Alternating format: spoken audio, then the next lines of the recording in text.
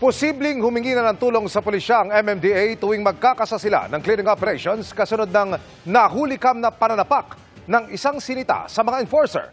Ang suspect, nahulihan pa ng umano'y shabu.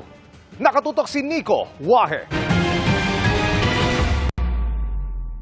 Patapos na ang clearing operation ng MMDA sa bahagi ng FB Harrison sa Pasay City na magsimulang mag-video ang lalaking ito.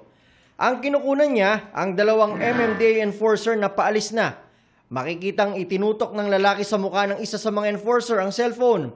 Maya-maya, tinabig ito ng enforcer, dahilan para tumalsik ang cellphone. Dito na 2 beses sinapak ng lalaki ang enforcer.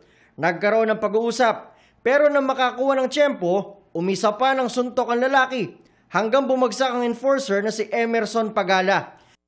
Kwento niya, kasama raw sa natowang sasakyang nire-repair ng mekanikong suspect. Nagre-reklamo kung bakit hindi raw natow ang ibang sasakyan. Dinudul-dul yung cellphone sa akin na, bibidyoan ka na, ginaganon yung mukha ko. Hindi ko na muna pinapansin. Sabi ko, pinilit kunin yan, pero hindi talaga kakayanin. Hindi, kunin nyo lahat. Napikon daw ang lalaki ng tabigi ni Pagala ang cellphone. Nagtanong lang naman ako. Iba yung sagot niya. Parang napundi po ako. Yung cellphone ko kasi, na pinambibideo ko sa kanya, tinapik niya na nabasag. Tumilapon. Siguro mga 3 metro yung tinapunan. Minsan lang din daw niya sinapak ang MMDA enforcer. Sir, amba lang po yung dalawa. Yung panghuli po yun. Sinagot naman ng MMDA ang reklamo ng suspect sa mga ino-operate na sasakyan. Ang pagtutowing naman kasi natin, kung lahat po yan, let's say sa isang kalsada, 30 sasakyan, we have to bring 30 tow trucks. But we cannot do that, no, always. So meron mga instances na meron tayong mga sasakyan na hindi po nantotow. Ang ginagawa po natin dito, ini-issuehan natin ng ticket. Dahil daw sa nangyari, posible raw na mag-request na ng assistance sa mga pulis ang MMDA sa mga operasyon. Dahil ayaw naman po natin maulit and ayaw din po natin na may masaktan, hindi lang po ang ating enforcers but also ang publiko po.